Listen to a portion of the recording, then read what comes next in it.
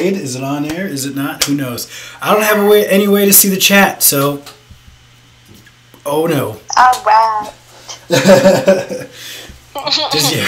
Sorry, guys. As interactive as I'd like this to be, I don't even know if we're live. Hold on, let me scroll up. Yep. All right, we're live.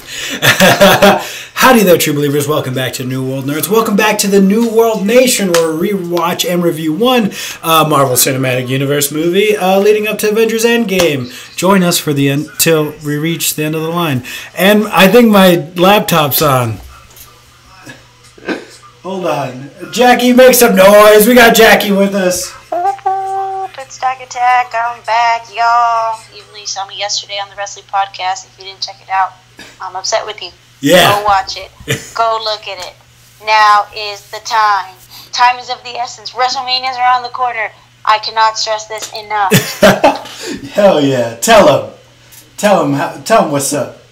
All right, we're actually live. Who knew? I think we got the gist of it. We're talking the Captain America, the Winter Soldier today.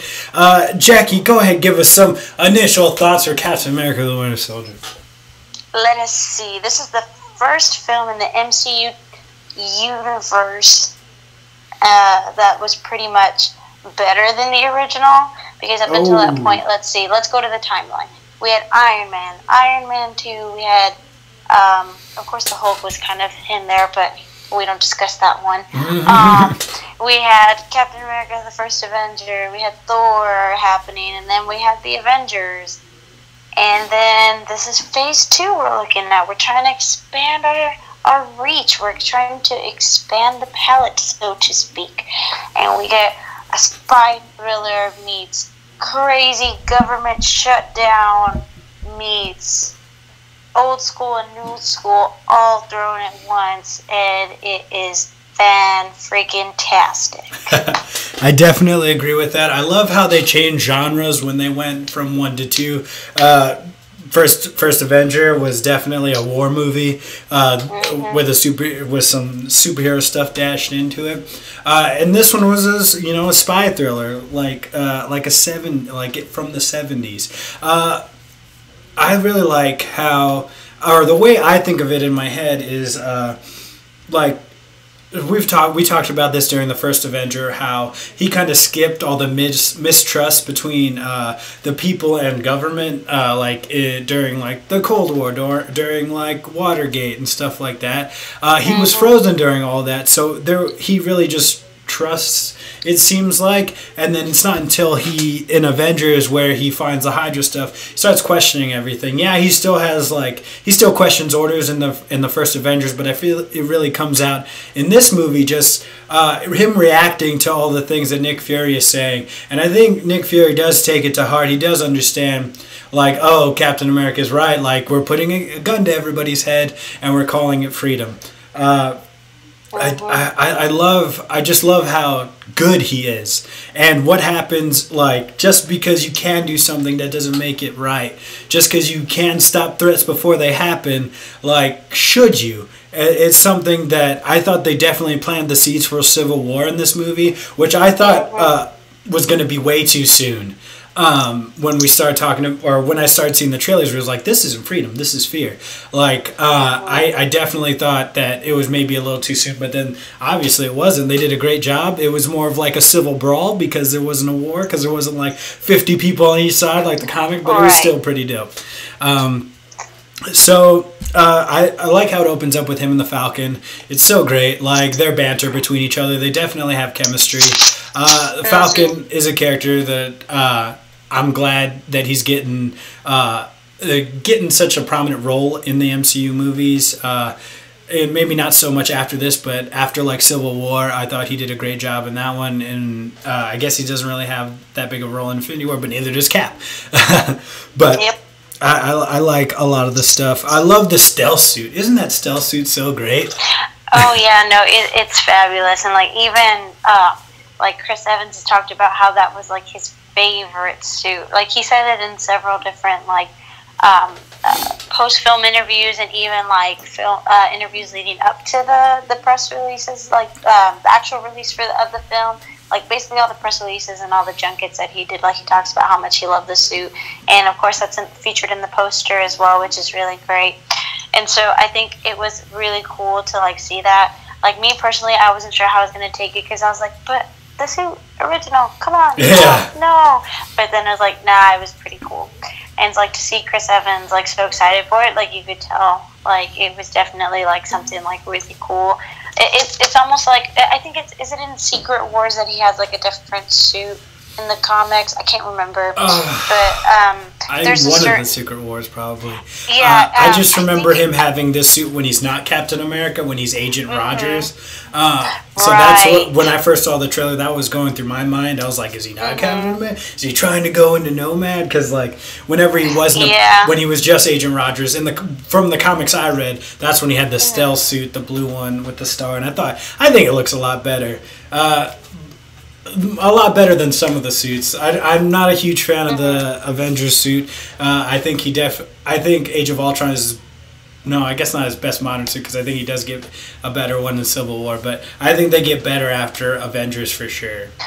Oh, definitely. No, it builds up from there. Like you could tell, like the suit from Avengers, that was more like, you know, a nod to like the classic Avengers team up suit. And the way it's like hinted at that is like how Coulson was like, oh, like I had you know, a hand in some of the designs, you know, of the suit.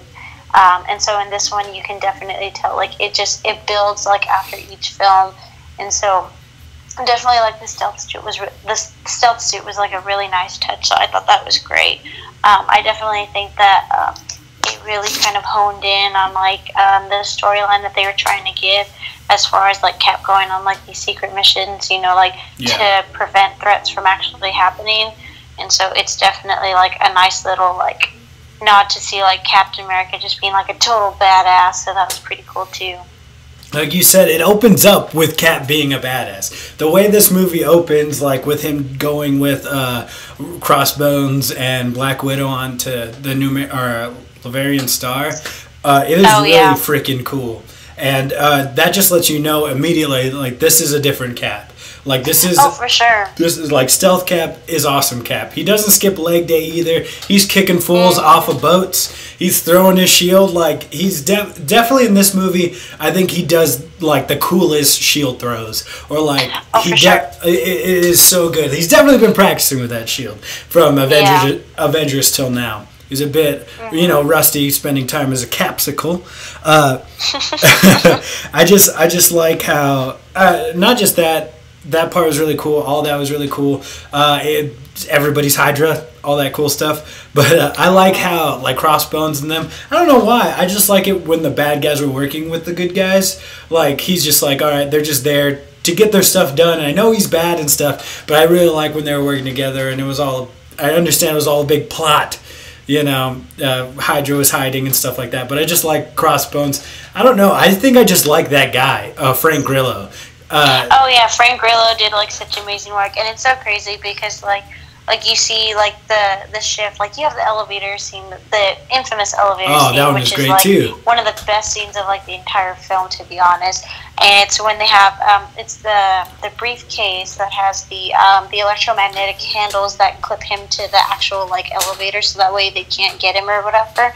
And it's like right when he's trying to hit him, he's like, "Oh, I'm sorry about this, Cap," or whatever. Yeah. And like it's one of those where it's like he's like, "Man, I'm on the wrong side of this, but I really respect you, but this is gonna hurt," kind of thing. It was so funny because it was almost like a real nonchalant, like, "Hey, you know, we're on opposite sides now, but you're still cool, but I gotta hurt you." Yeah. It's like, I gotta do my job.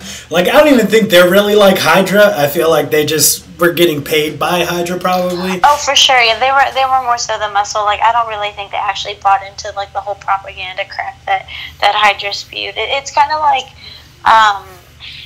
for lack of a better analogy at this time, like with the whole like World War II thing, like with Hitler, like going back to the first one, it was like Red Skull and them, like they're like, like this Nazi stuff is cool, but we really want to do this. We're just gonna operate under you.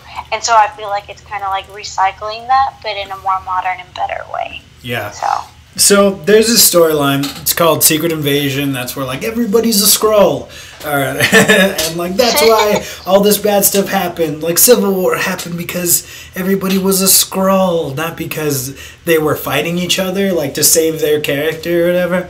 I just feel like this was such a great modern way to do the Secret Invasion. Everybody's Hydra. And when you think about it, and especially rewatching it this time, I felt like S.H.I.E.L.D. and Hydra are the same fucking thing. They're like... It's literally two sides of the same coin. See, it's just that fine line you walk. And it's just like, Hydra just knows they're bad. They know, like, I think S.H.I.E.L.D. and everything that Nick Fury did, it's like, oh, he paid them to hijack the boat so he could get the intel and all that stuff. Like, rewatch it, I didn't remember that. I was like, Nick, you did a bad thing. You're not supposed to do that. I understand, like, all the secrets and stuff like that. It's just, come on, man. It's so crazy because it makes you think about it, too, like Nick Fury, he started off with, S.H.I.E.L.D. and, like, having to buy into it, and, of course, that's how he became the director of S.H.I.E.L.D., because he bought into it. He bought into the product that they were selling him. And it's so crazy because if you think of, like, the psychology of characters like that, it's like when something is so indoctrinated in you that whether you have some doubts about it, you start to believe it, and then you convince yourself that it's the right thing to do. Sometimes you are so far gone, you don't even realize it until it's too late. And I think what was really cool was that they planted the seed in Avengers 2012 whenever Cap goes and finds the weapon, and they're talking about, like, oh, like, how is this justifiable? Like, why do you want to weaponize the Tesseract? And he's like, well, because of him, because of Thor. Like, there's other threats we don't, know out there, and that's when Cap and everyone's telling him, especially Thor. I think Thor's the one who has the line, and he's like, you trying to weaponize it is you telling other worlds that, you're ready for this kind of madness, this kind of war, and that's not what you should be doing. And, by the end of it, that's when he's convinced, like, oh, crap, like, he was right, and that's why Loki and Thor, whenever they leave, he's able to take the Tesseract. And so it's like you have that seed planted there where it's like Nick has an inkling, but this was just for something major. He doesn't really understand, like, how deep-rooted that issue is. And so I think they touch on it more here whenever, like, Hydra comes and, they come to fruition. They come out of the shadows finally, like, out of the woodworks of S.H.I.E.L.D., like, after, ingraining it in so long. And him having to, like, fake his death and, like, realize everything that he worked for is gone. It's so interesting to see, like, how, like, the wheels are turning in his mind, and he's like, well, wait, like, it's almost as if they're the same. I mean, they're not the same, but they come from the same type. They come from the same source. They're rooted in the same source, and that's being able to try and basically prepare for threats, like weaponize what you can, like, like simple stuff, kind of like that. And so, I mean, it goes more into depth, obviously, for lack of a better way to phrase it at this time, but whenever you see stuff like that, like being pulled, it's like, yeah, no, they're two sides of the same coin. It's just Nick didn't realize that, and it's one of those, well, did I really do some good while I was a part of that organization? Like, did I really do all those bad things? Or should I have done them in the first place? Do I regret them? Like, that kind of stuff. Like, there's a lot of back and forth and gray area that's definitely going on with him that you can definitely see. Hence why, he goes undercover afterwards, because he's like, if I'm going to do the right thing, I can't be known to the world. I have to operate undercover. I have to do what I know is going to be right. And you kind of see that come to fruition later, and how he comes out in, like, later movies, which we'll talk about later. But yeah, they're definitely dropping some psychology bombs. I heard it. That's what you get here at New World Nerds. But I'm gonna try. I'm not gonna try and sound smart as well, because I'm not. It's not gonna work. Explosion is cool. A guy with shield, awesome. It kicks good.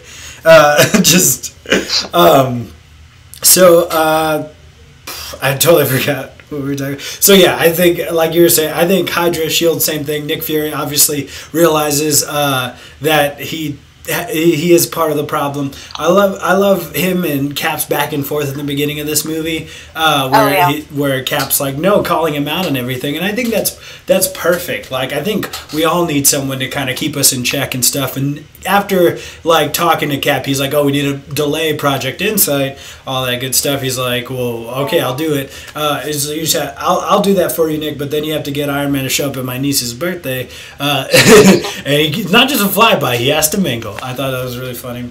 Makes it seem like a more fleshed out universe. I definitely felt at sometimes that this movie kind of suffered where a lot of the Phase 2 movies suffered. Be like, hey, well, why didn't they show up again? Like, why didn't Iron Man show up and help out a little bit? You didn't want to send out the Iron Legion whenever the Project Insight was happening. Whatever, it's fine. I got a lot of that, like in Thor also, but I think Phase 3 definitely fixed that. Be like, where are Hulk and Banner? They're on Sakaar. They're doing Planet Hulk shit. Don't worry about it. Yep. I like how in the beginning they got Georges St. Pierre, who's an actual French fighter, or he's French Canadian, I believe. And that was really cool. I thought he did a good. It was a pretty sick fight between him and Cap. Yeah. He's like, "Oh, I thought you were more than a shield," and then so he like puts it up. Yeah. That was really awesome. Justin said in the chat, he said, "Oh, not this girl again." Yes, this girl again. This is the week of Jackie on New World Nerds. She's gonna be in 3 live streams. All right, get used to it. All right. My mom said, "Jackie, don't remember the snap because Bucky was the first one to go." Come on, Mom. I know. We don't talk about that. we don't talk about that. We got a few other people. He's right here. He's in this picture next to me. If you'd like to see, he's in this picture, like right next to me. Yeah, go ahead. Show him the picture. Show him the picture. He's right there. Oh, he's right there. Yeah, no big deal. They're best friends. I like how Kristen, you cropped out Kristen. So hard you cropped it out. Wait. So we actually had to take 2 pictures because when the photographer went for the first one, which is the one I showed you, she was like mid-sentence, like, are we gonna, and then they took it, and she was like, oh, and then we were getting ready, and then he was like, do it again, I had to do another one, and Sebastian Stan's like, okay, like, no problem, like, he's super nice, and, so we took that one, and we were smiling. I liked the way I came out in the mess-up better than the one that we took, but I still liked it, and they're like, oh, well, you can only take 1 photo. So I was like, fine. So I took the one that I was like, I don't look as good in, but it's okay. And then, like 2 days later is when they sent an email saying that our digital prints were ready. And so each print comes with a code on it. And so I was like, let me put 1 number before and see if that works. And sure enough, it was that one. And I was like, yeah. So I got that one, I printed it, and I cropped it, and that's the one that I put out. That's such a Kristen move, though, to mess up on one of them. to pay money to meet him and then talk mid-sentence so the picture is ruined. That's such a Kristen thing to do. Oh, man. It was so funny, too. And, like, that day was so crazy, like, to meet him, because I was like, that's the Winter Soldier. Like, that is who I've been, like, dreaming to meet him forever, and this is actually going to happen. And then when I met him, I was like, so nervous, like right before you go into the little like booth area where they have to do the photos, they have like the curtain set up, and you walk through the curtain and the photographer's there, and you stand like on the backdrop or whatever. Like I was like maybe like 3 people away, and I was like, oh my gosh, I can see him, he's right there. And Kristen's like, it's okay. I was like, oh my gosh, he's right there. Oh my goodness, I was getting so nervous, and I was like, oh my god, oh my god, oh my god. And Kristen, like, her reaction was like, oh my gosh, he looks like, he has like a baby face, like he's so young. That's not him. I was like, yes it is. He's like, where's his mask? Okay, so you did that. Let me geek out a little bit too. Look at this bad boy. We're trading pics now. That's me and Gabby and Peggy Carter. Boom. Yes. Yeah, so we are also best friends with Haley Atwell here at the channel. She's a big fan, big supporter. But I definitely I know what you mean by getting nervous and stuff like that. Like, she's so gorgeous. Like, what? How did they make her look so old in this movie? Marvel's so good at making people look young, but the aging effect they did in this movie, I think, is some of the best I've ever seen. Oh no, and it's so crazy because talking about this film as well, we get flashbacks to Bucky and Cap, where they have the infamous line, my favorite line of the entire MCU, which was, "I'm with you to the end of the line, pal." Also put that on my graduation cap for college. That's another story. Anyway, we have those like scenes where it's like Bucky like talking to him, and you get more effects of like younger Steve, and I was like, oh my gosh, it was so much more seamless than the last one. Yeah. And it's like how we talked about in the last podcast, how like they just build up better and better and better, like their special effects, their VFX, like their practical effects even too. I was really impressed with this one too. And what I really liked also was like how they did like a little nod to like their time in the first Avenger film when they're there out in Germany, and it's like it looks like the old footage like where it's rolling and it's black and white and it's them laughing.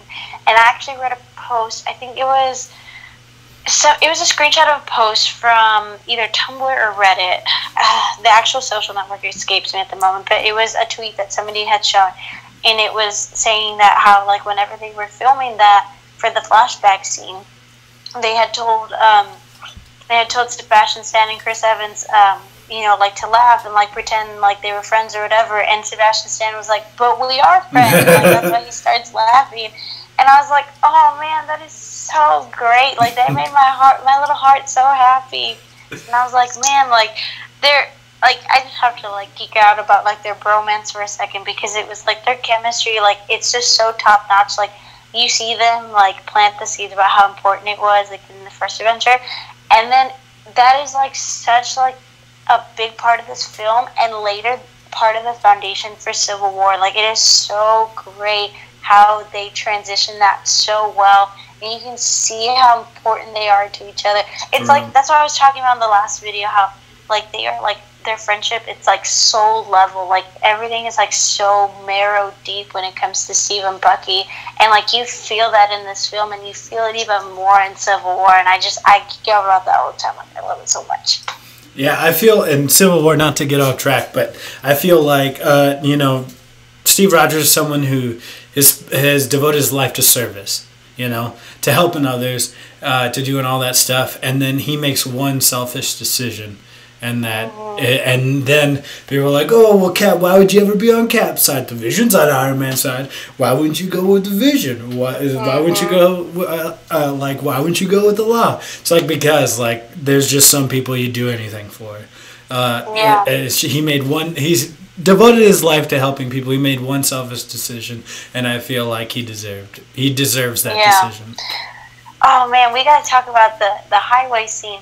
That was such a great fight scene. It was like really there's so good. many things we could talk about it, but when it ends and like the mask comes off, and he's like, "Bucky," and then you hear Bucky say, "Who the hell is Bucky?" Screen cap, like almost exactly, like pretty much exactly from the comic strip. He's like, "Bucky," and it's the shot of him looking back. He's like, "Who the hell is Bucky?" And he has the mask or whatever in the comics.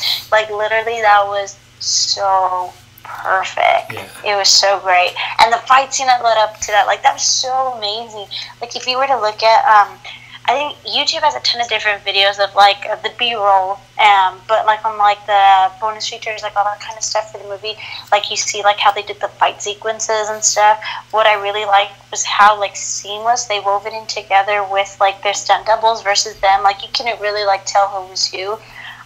It was so great too, because like in the highway scene, you see Sebastian Stan starts off with a gun, and then eventually, he loses the gun, like when he's fighting Natasha and Steve and whatnot, and he's having to fight basically with a knife, like against Cap with the shield, and how like it goes into the car, it drags back and forth, like all that kind of stuff, and he's trying to stab him, and they have that one sequence where he like tosses it or whatever, like back and forth, and then he has it on top, drops it, picks it up, and goes back to like try and knock him and punch him or whatever.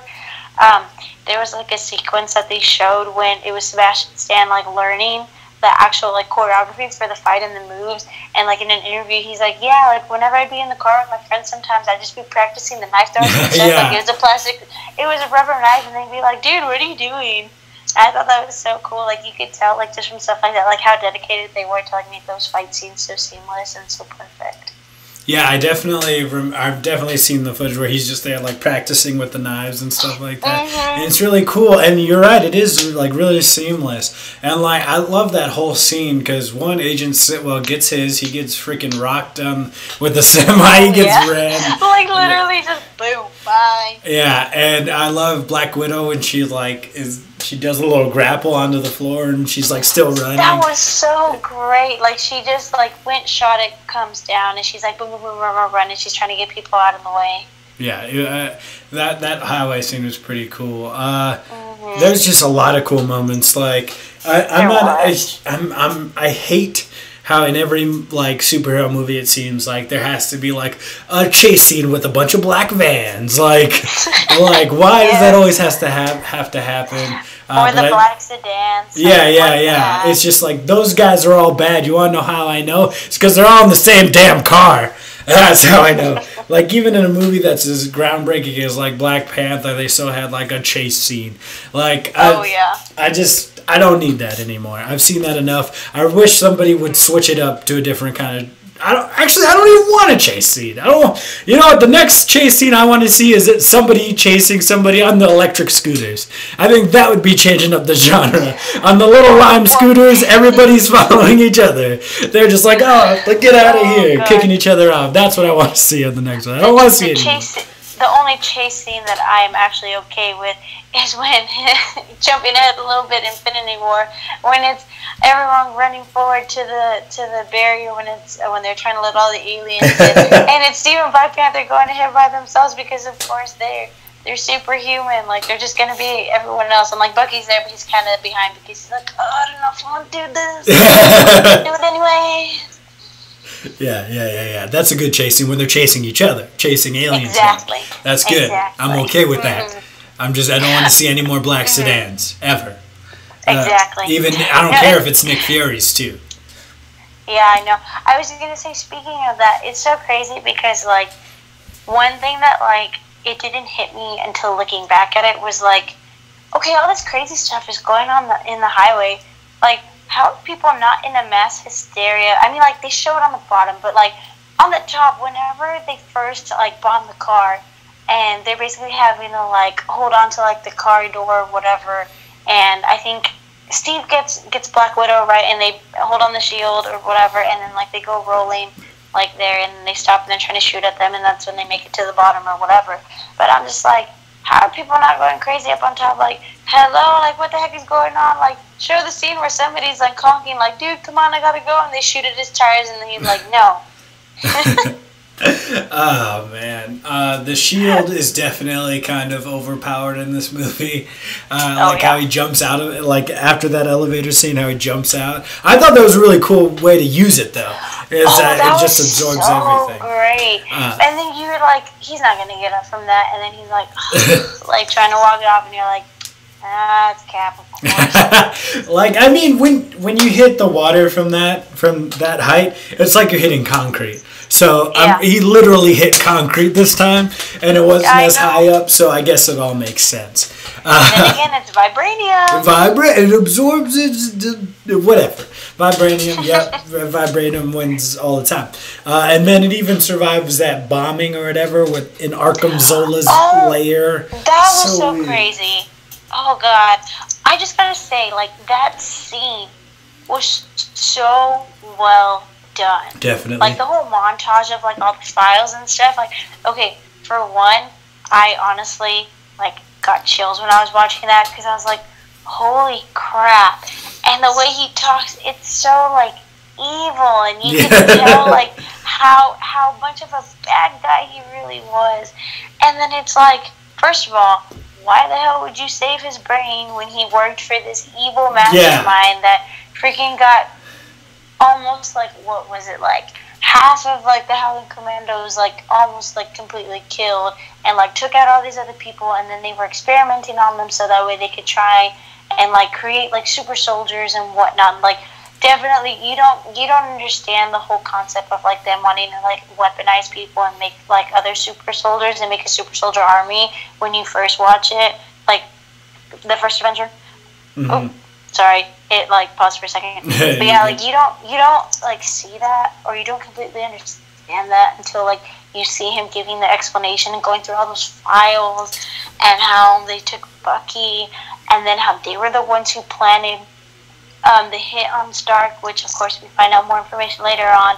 Like he was talking about how like when history didn't go our way, like we shaped it ourselves, that kind of stuff. It's so evil. Like I can't like describe a better way to say it. But that's what makes it so great, because it's like, who is like the real enemy, and it's like, how do you find out about them? And this whole montage, like, it just sets it up so well. And it's like Cap and Black Widow, they're like, oh my gosh, like their reality is literally being broken and cracked in front of them before their eyes, and they're just having to take this all in. And then all of a sudden a bomb comes, and it's like literally their whole world was destroyed and everything literally collapsed around them. Also literally. And then it's like, that was such a like poetic and awesome way to plant that. Like that was a very nice sequence. Like I think it's an underrated part of the film, to be honest. Yeah, definitely is. I think Arkham Zola inclusion is underrated in itself, and like you're saying, definitely super eerie. And not that moment also, this movie, I feel like not just like solidified the MCU as like, hey, we can also make great movies, not just great superhero movies, but it also restarted or like reignited the TV show Agents of S.H.I.E.L.D. Because for sure. At this point, I'd stopped watching from the mid-season finale of the first season because I was just like, it just didn't do it for me. It wasn't what they promised it would be. I thought we were going to get street-level characters. I thought we were going to get like, I don't know, I thought we were going to get some sort of, I thought it was going to be like, we're going to get the Avengers every week, you know what I mean? Like, because that's kind of what they were selling. I understand they couldn't do that, but like, I don't know, just the story, they were depending too much on connecting to the movies, I felt like. And then, for sure. And then once this movie came out, I was like, what's going to happen on S.H.I.E.L.D.? Like, there's no way they can address this. And so that episode, Turn, was probably the best episode, like, especially of that first season, where it's like, who's Hydra, who's not? And then it turns out one of the main cast members is Hydra. And I was like, I knew it was you. You want to know how I know? Because you were boring, plain white toast. Before this, you needed that. You needed the heel turn. Because your character was boring as hell. It's so funny because, like, to be honest, I think this was like the change that they needed. This was definitely something that, like, Agents of S.H.I.E.L.D. was able to reap the benefits from. Because it was like, if you're just gonna repeat what you did in the first episode, the first episode was good for the first episode. But I mean, what are you gonna do after that? You know, you got to keep reinventing it. And so definitely, like, I think this paved the way for better storylines to come for Agents of S.H.I.E.L.D., which I thought was really great. So I think definitely not just MCU films, but definitely TV shows reap the benefits from that too. The TV shows being Agents of S.H.I.E.L.D., of course. But what I thought was so great too was like when this film, like, the whole focus of it is on like having to like turn something on its head and how everyone's going to react to that. And I think what was so great about it too is like you get to see like why people are just blindly going to accept this, and then there's people like Cap who are going to say, no, I'm not going to accept this, like this is not okay. And like seeing how those like interactions happen, like the scene where I think it's Sharon Carter and everyone else, like they're in that like weird like computer lab like type place there at S.H.I.E.L.D., which is like, and they're talking about like how it's Hydra's being taken over, and Cap goes and like he makes the announcement talking about how like they need people like to like stick with him, like even though like Hydra's like basically grown out of S.H.I.E.L.D., it doesn't mean that there still aren't like good people out there, that kind of stuff. And like so like to see it like trickle down to like that level like of the story, I thought was really great too, because sometimes if you focus too much on like subplots and small picture stuff, you lose things from the big picture overall. And so I thought that was really great too, like the little hints here and there of like how like there's like people legitimately questioning like their reality shadow, like they're legitimately questioning, you know, what do I do? What's the right move here? And I think that's a good question to pose too, because it's kind of like going back to how we talked about like the psychology of like Nick Fury and how, you know, after the Avengers, like there's inklings, but he doesn't really act on it, on like him questioning like, is this right? And it's only like because of people like Cap that, you know, you actually get to see like stuff like that, like this film come to fruition. Like, no, like it was healthy to question it because look what happened. Yeah. And so I think like it's great to like see like that trickle down to like the lower level, and I'm glad they didn't focus on it too much and that they didn't do too much subplot, because then it would have taken away from the film. And the Russos did a really good job of being able to show that everybody was being affected without losing focus on the main plot, which is great. Yeah, I love that speech that you mentioned it. It's just like the price of freedom is high, and it's a price I'm willing to pay. And if I'm the only one, that's fine, but I'm willing to bet I'm not. Like, that's just so great. And then I love how the guy, the computer operator, is like, sorry, I can't do it, captain's orders. Like, and he's scared, obviously, right? Because he's just a tech guy. Like, he's not one of the SHIELD agents, you know, like a field agent. And then, but he's right. Like, it just takes one person making the right choice, you know, to change everybody's mind. And I think it's... I think it's great because we definitely get that, like you were saying, people getting their world shattered because they're realizing that the place they're working for was actually a different thing. But you know, you're not your group's affiliation. Like, you're not just a SHIELD agent doesn't define you, or a Hydra doesn't define you. You know, you make your own. You make your own way, you know, of sorts. And I definitely love. I thought that was a great message. But that speech, I think that speech solidified Captain America in the MCU as what Superman should be in the DC universe, like in the DC movie universe. I don't want to dwell on it too long because we could definitely go on a tangent about why everything that is wrong with DC. But I'm not gonna do it. I just definitely wanted to say that. Because I feel like everyone's like, oh, you can't do a modern Superman. Oh, Superman's lame. Stealing from the nerd crew. Soon to be, they're going to change their name to Dorks Next Door, which I think is great. But they said depressed space Jesus is really what Superman is in the DC universe. And I could not agree more. And I just think that this is everything that Superman should be. I just think the Russos really hit it out of the park, and when they got Captain America: Civil War, I thought it was perfect. But I wanted to see how they would do with the ensemble, because before Civil War came out, we already knew that they were gonna be the directors for Infinity War. So I was like, let me see first. And after Civil War, I was like, you guys have my blessing. Not that it matters or anything like that, but I trust you guys completely.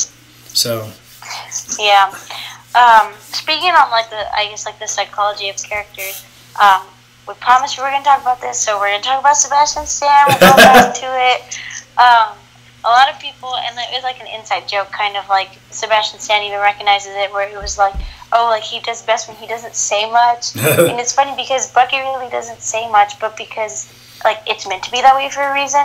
And so one thing that I really appreciated, and I've seen so many different like Tumblr posts and like other people commenting on it as well, is that what Sebastian Stan does great in this film is that he conveys so much emotion without having to say anything. Yeah. And so like you get like a taste of it whenever he has like the "who the hell is Bucky" line, and like they're looking at each other, and like he has this like look of like, wait, do I know you? And you could tell his brain's going 1,000 miles an hour, and he's trying to figure something out, and then he has to just go and shoot and like, you know, dash out or whatever. But one of the best scenes, it's not the best scene, but one of the best scenes that he had is whenever he's there in like some underground like Hydra headquarters, and he's there with Crossbones and Alexander what's Pierce. his name is Alexander Pierce. Thank you. He goes in, he's trying to talk to him. He's like, the man on the bridge, who was that? And Alexander Pierce tells him, he's like, you met him last week on another assignment. and like you could tell like something's wrong, and like Crossbones there, he's like, oh, like he's not taking his treatment or whatever, and he's like, but I knew him. Yeah. And you could tell like he was trying to like talk to him and like give him the whole motivational speech, and he's like, still in the end, but I knew him. And you could tell he's so heartbroken and he's so confused, and he's trying to do his best, but he doesn't know what's going on. He knows there's something lurking that nobody's wanting to tell him, and you see it, like he has that sad, broken face. And then literally Alexander Pierce just goes so cold-hearted, prep him, and they're like, oh, but he hasn't been in cryo that long, like he's been out of cryo too long, and they're like, then wipe him and start all over. Yeah. And he's like, he's so broken. It's like nobody cares for him, and he's like, and this is his life, and how is he supposed to deal with that? And they put you see how like he takes the mouthpiece. He doesn't want to do it, but he takes it, and the straps go on him, and they're having to torture him. It's basically kind of like a modern day lobotomy, if you want to think of it that way. Yeah. But it's like there's so much pain and there's so much hurt, and like he played that scene so well. And then you fast forward to whenever Cap's having to put the last of the little chips in order to like get the helicarriers to stop targeting on people. Mm-hmm. And he's trying to talk to him, and like he gets shot before he can put the last one in.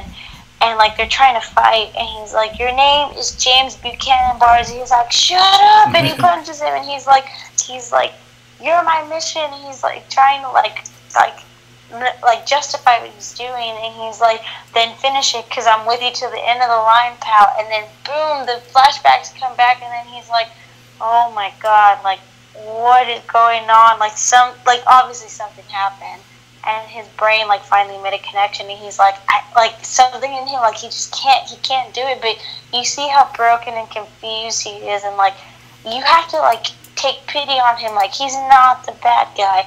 Alexander Pierce and everyone else who tried to indoctrinate everyone with the Hydra mentality and, you know, prop them up on that pedestal of like Hydra's the way to go.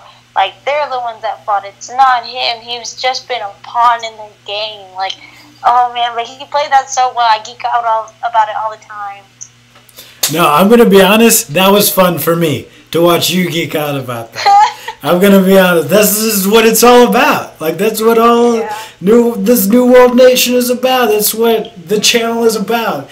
And I got to watch you nerd out about that. That made me happy. Yeah. I do the same thing about a ton of stuff. So to watch somebody else do is pretty great. I don't want to be the only one nerding out. So that was a lot of fun for me.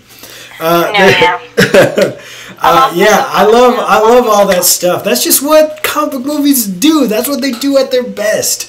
Is they make you infer certain things of what's happening, like in his head and stuff like that. And it just that's what you can do with a universe like this, you know. Yeah. And see how it's just so great. There's some other stuff I wanted to talk about before we finish up. I had a few other stuff. What was I gonna say? So the part where they're interrogating Sitwell. That was so great. I like how they throw him off. That stuff's all great. Falcon's great. But everybody in my theater, when I saw that the first time, he's just like, oh, there's a man in Cairo, and personally I was like, oh, it's Moon Knight. And then he's just like a valedictorian in Idaho or Iowa or something like that. And then he's like Stephen Strange, and everyone's just like, like in the theater that I saw it, and everyone was like, Stephen Strange. Like you heard everybody like whisper it under their breath. They're like, oh my god, he said Doctor Strange. And that was really cool. And seeing a person like Sitwell, like him turn out to be Hydra, was kind of cool, because when I didn't notice it at the time, but he was in Thor, like he was in Avengers, like he was in there, like he was always in the back. He was in Agents of S.H.I.E.L.D. I believe Simmons shot him once, and I was like, now I don't feel bad that she shot you. And after this movie, like we were saying, it definitely benefited Agents of S.H.I.E.L.D. And stuff like that, but also like it kind of just like, I liked that there was more to S.H.I.E.L.D. than just the ragtag group, and after that I felt like it never really like caught back up. It never really like, oh, S.H.I.E.L.D. is back. It's always just like, oh, S.H.I.E.L.D. is still whatever. And they're always like, we're going to take out Hydra. And the way they take out Hydra is super anticlimactic. But, oh, I know. but you know what? It's okay. It's a fault of the movie, but it's not big enough to knock it. It's definitely still better than the first one. Yes. This is definitely one of the best. This is top tier MCU we're talking about here. Oh, for sure. And just a side note, I think in the first one we may or may not have. I think I personally recall us throwing out like the ratings of like how each movie was. If I didn't mention it before, Captain America: The First Avenger, at one point in time, I don't know if it still is, but was sitting at about 76% on Rotten Tomatoes. If any of y'all check movie ratings, because I do. And this one was sitting at 89%. And I think it stayed up stagnant about that point with all the reviews that have come in. And now, if you think this film is great, Civil War got to like 90%.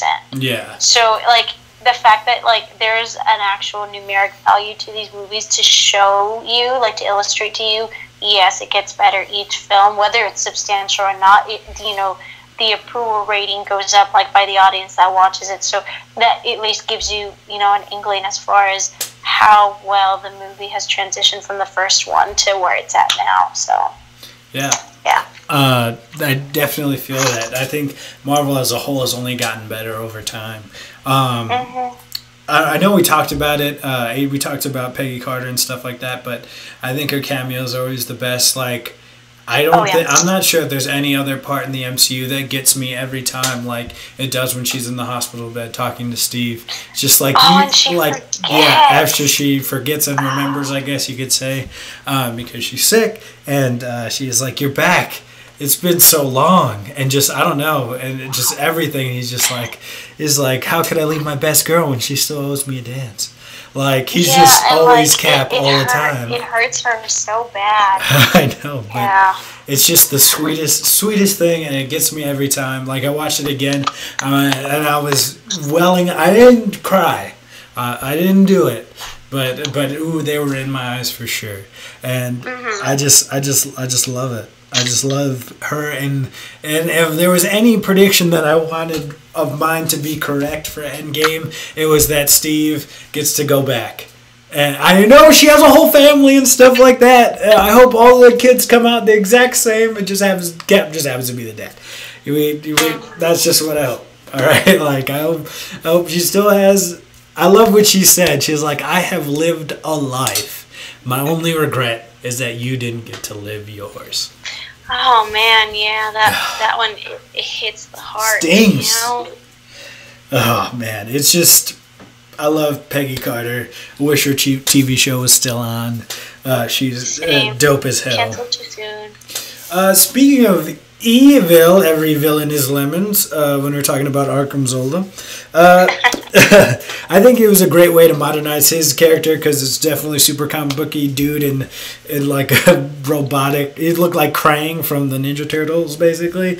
And I like how he's just like, my brain is preserved on all of this. It's just like 5,000 floppy disks or on one USB drive. Like, it's just, like all that shit looks super old. And I'm just like, it's probably on like a 10,000 floppy disks, and you can just save it onto one USB.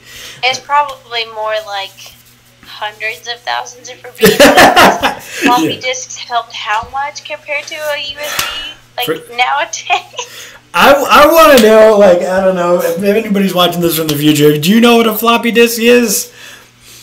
I've only had to use a floppy disk one time. Old enough to recognize. I know what it is, and I had to. It was in every superhero cartoon in the '90s. It's just like, oh, he has a floppy disk. Don't let him put it in. My dad actually had some when he had gone to college, and I found them in a laptop bag one time when I was a kid. And I was like, what is this? What ancient technology is this? Oh God! But speaking of eerie stuff, I think every time that like Winter Soldier was on screen and there was like that screech, it was so cool. Like that made him seem like a badass. Like when he's like, "I'm in pursuit," he's running after them, and you just hear the screech, like whatever score that was, and then he grabs it. It was so cool, so badass. I was a big fan of that. So Nick Fury, fake out death. I'm pretty sure we all knew he wasn't dead whenever whenever that happened. You saw the injection. Yeah. So. If they could save Nick Fury, why couldn't they save Quicksilver? I know. like just if Coulson was dead for a while, and they just gave him some Kree blood. Why did we just give Quicksilver some Kree blood? Did we try that? Try give him some Kree blood? No? It's too complicated, apparently. But that's just what happens when you have a universe like this. Because everyone... I'm pretty sure they're all like, we just need to make some mistakes, so let's kill Quicksilver. But also the X-Men are using him, whatever. But they definitely feel like could have saved him. And I think... I would love it if Thanos manipulates Scarlet Witch by, like, I could bring your brother back. But I don't think they're going to do that. Oh, I know. I actually... I think... Somebody mentioned it to me. It was way back when, though, when Infinity War first came out, and I was like, you know what? That's how he's going to get to her. Yeah. And I really thought there was going to be some type of, like, turn. To be honest, I'm actually kind of glad that didn't happen, but I still want to see that idea come to fruition in Endgame, but again, we'll see how that goes. You know, still kind of don't like the title, but it's okay. Okay. I'll be fine. I predicted the title.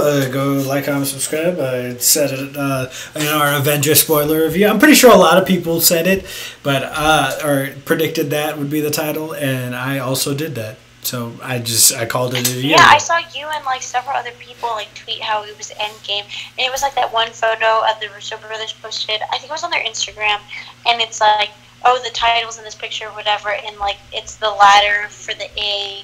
And I forget what it was, like different props lined up a certain way that made Avengers Endgame. Yeah. I was like, oh man. But then I was like, it's okay. We'll survive. Yeah. I really thought it was going to be Avengers Assemble. I'm literally waiting for Cap to utter those words. That's all I want in life. For him to say that. And I would love it. I don't want to get too much into Endgame, but I definitely want that. And I want, like, everyone, like, you're in Avengers now, but I want that for, like, everybody. Like, I love how Rocket's, like, in the lineup as well. I'm just like, Rocket Raccoon is an Avenger right now. Oh, yeah. Like, we're all, I want everybody to be like, all right, you guys are all Avengers. Guardians, you guys are Avengers too. Assemble and let's fucking kick his ass. Like, let's go. Language Cap, but let's do it. I love the something we didn't talk about, but was the mall scene with Cap and Black Widow, and them being like on the run. The best way to go on the run is to walk, and I love. Oh yeah. This is what, because I watched the Ultimate Avengers cartoon. That was really my like foray before I started reading comics into what I knew about these characters. So I always thought Cap and Black Widow were gonna end up together. And like after the mall scene, when they're in the truck together, like that made me realize like no, that's not where this is going. And even when I watched the first Avengers, I was just like, oh, he's going to fall in love with Black Widow because he kind of reminds her of Peggy Carter. But she ended up turning into a character all of her own. And I think that, and I don't think that was planned. I don't think they were expected for her to become as popular as she did.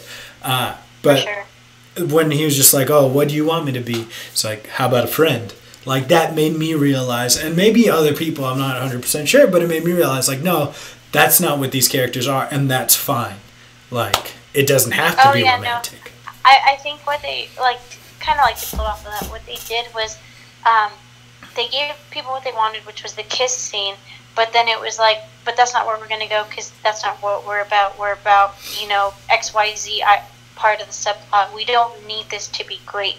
And so it was nice to have the little nod. Like, I think whenever they're trying to, like, hide while they're going in the mall to go to the Apple store to check the USB drive, they're going on the escalator, and she's like, kiss me. He's like, what? She's like, yeah, holographic displays actually make people uncomfortable.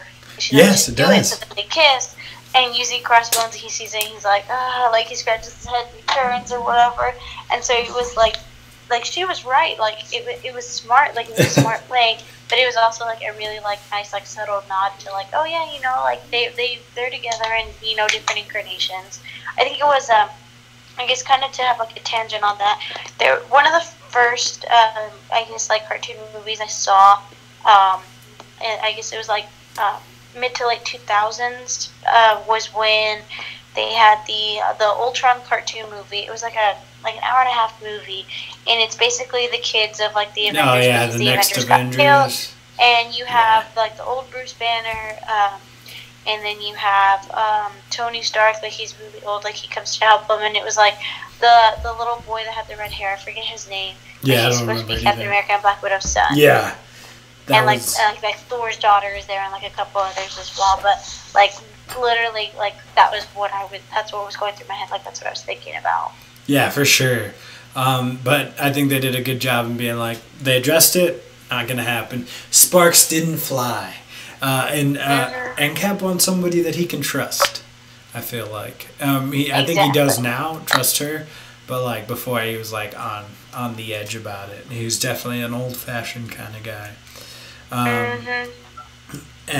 There's one other thing I wanted to say. It's like I like how they had the group therapy session with the other veterans and stuff like that. And that was so great. And imagine if John Bernthal's Frank Castle was just like in there. Like we didn't have to address it or anything. Just he was there, like putting up a chair or something like that. I had said earlier today on the Nerd Cruise podcast, I was like, in the Super Bowl TV spot, I would really love it if John Bernthal was in that group therapy session with Cap, because he does it in the Punisher show. He's there, or he goes to group therapy and stuff like that. So I would love for him to be there. And just he doesn't have to say a word. I just love I love the Netflix characters so much. I don't need them to say anything. I just need them to show up. Remember when in Infinity War, when Tony Stark leaves the Sanctum Sanctorum, like I want Daredevil to like help a girl out of the car or whatever. Like I didn't need anything. He just puts away his cane or whatever and helps her out of the car. That's all I needed, or something like that. Like I don't even need him in the Daredevil suit. I just need him there. Like that's all I want is for freaking Matt Murdock and Foggy Nelson to just be walking behind the scenes. Like that would be great. That is my shit. Yeah, same. I know we touched on it briefly, but I just want to like shout out Anthony Mackie as Falcon. Like it's like how you said earlier, how he did such a good job of making this role prominent. Considering like this is like his first introduction to the MCU, and he does so well at being able to portray Cap's right hand man in the absence of Bucky. And of course, we find out later that Bucky is alive, and we get to see like a play on their dynamics a bit in Civil War, which we'll talk about the next time. I really like them together, like them two, Anthony Mackie and Sebastian Stan. They're hilarious. But I think what Anthony Mackie did with Falcon in this movie was so great, because it was one of those where he's like, I got you. I'm not trying to replace whoever you had before, but I'm here as a friend, and like it works too. Like their dynamic is so great, and they do have some really like good like comedic moments. Like whenever they're going to try and carry out the mission against the helicarriers in order to stop Hydra from attacking all those people. That's when like he's like flying him down, and he drops him down, and he's like, "Oh man, you're heavy," or he says something to that effect. He's like, "I had a big breakfast," like stuff like that. Like the way they play on their relationship is so great. And so I definitely think like Anthony Mackie, like you look at him, like you see in the interviews and stuff, he's super funny. Like he's a really comedic guy, but he played it like so well. Like he's such a calm, cool, and collected person. Definitely. And like another shout out to like the like subtle like comedic moments was like in the beginning whenever the on your left stuff happens, and he keeps running around him, and he sees that Steve keeps a notebook of different things that he needs to catch up with. And then like in the notebook you see like Star Wars / Trek like question mark stuff, like there's different things like he's questioning, like the moon landing, all that kind of stuff, but he tells him that he needs to listen to Marvin Gaye's soundtrack, and he's like, that'll tell you everything you need to know that he missed. And then of course you have the scene where Steve got pulled from the river by Bucky, and he's in the hospital bed, and he's there by his side. He's literally on his right side there, and he's playing the Marvin Gaye song for him. Yeah, that's great. No, I'm sorry. It's not Marvin Gaye. Excuse me, James Brown. I don't want to get this wrong. I'm sure it was James Brown. Also, that scene or the part with the notebook, that was different, and like it's different in every country. Like Australia got different stuff in the book, and so did like the UK, and I thought that was a really nice touch. Yeah.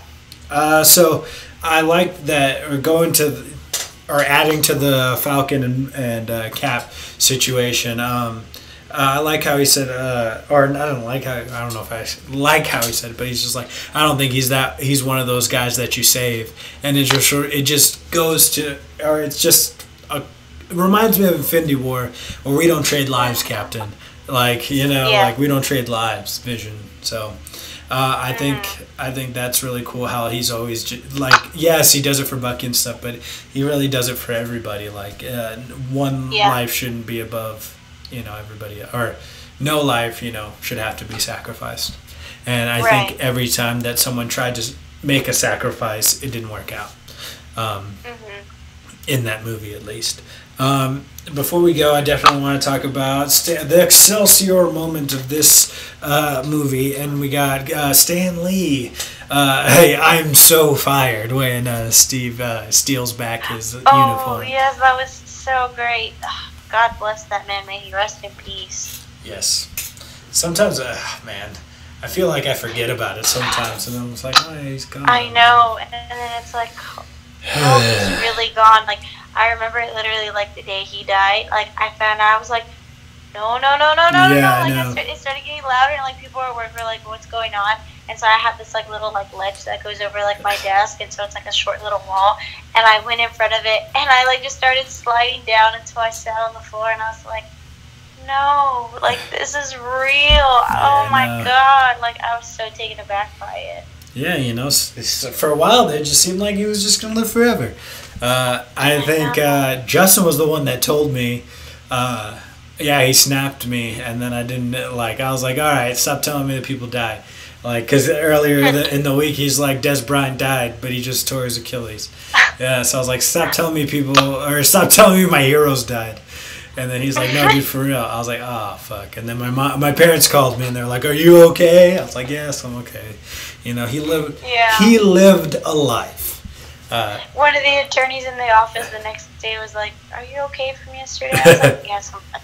It's all right. It happens, I think my parents even asked if I was okay. And that's just where we get being nerds and stuff like that. Before we go, guys, say something about the comments. Mike Ross said, I just remember Chris Evans' beefy arms pulling in a helicopter. That's the next one, bud. That's Civil War. And speaking of Mike Ross, he's supposed to do Guardians of the Galaxy with me next week. Jackie, any last thoughts about the Winter Soldier? Final thoughts. It was definitely, if you think about it, almost like a 180 direction from where they were at in the first Avenger, but it worked so well. There were so many more psychological aspects that went into this film that are definitely like geek out moments, at least for me, and like stuff that you can appreciate that goes into like the writing of the script and whatnot, and how that's executed so well. I think this being like the Russo brothers like introduction to the MCU, like I couldn't picture a better start to it, and considering how they've impacted the MCU since entering on this film, like it's definitely evident that whatever they were doing was working. Yeah. And the fact that it's carried over so well is so great. I think they laid such a good foundation in this film for other things in the future, meaning like Civil War, which we'll talk about in the next one when I come back.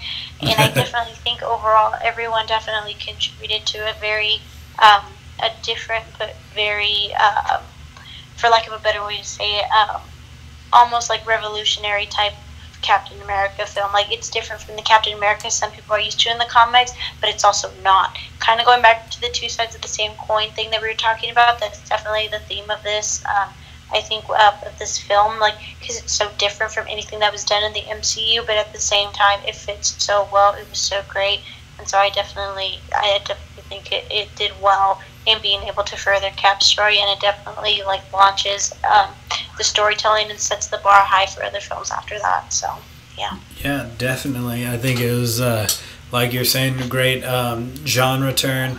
I think this movie was maybe one of the first to prove that like superhero doesn't necessarily just have to be an action movie. It can be like a spy thriller as well. And I think it paved the way because like Ant-Man ended up being like a heist movie. Thor Ragnarok ends up just being basically a comedy. I think I think it was really great, and I think it's definitely one that stands the test of time. Like this would be good if it came out tomorrow as well. Oh yeah. But I mean, it hasn't been that long. I don't think it's been like almost 5 years now, since this movie came out, which you wouldn't be able to tell. It's been 5. Oh my goodness. Yeah, it's a great movie. I don't. It's not my favorite Captain America movie just because I love Civil War so much. I guess maybe it is my favorite Captain America movie, but I like Civil War better, if that makes any sense. But I like I like it a lot. I know it for some people it is the best MCU movie, so I'm glad we got to talk about it. For sure. Thank you, Jackie, for joining me for yet another live stream. Thank you for having me, as always. If you guys are gonna miss Jackie so much, don't worry, she'll be back on Thursday for the week of Jackie in New World Nerds. Yeah. We'll be talking some wrestling stuff. War, so. A lot of cool wrestling stuff, and she'll be back for Civil War. Correct. It's gonna be awesome. So definitely stay tuned for that. We'll probably be playing some video games tomorrow, wrestling on Thursday, and I think that's all we got for you today, folks. Keep it out there, true believers. Let me figure out how to end this now. Boom.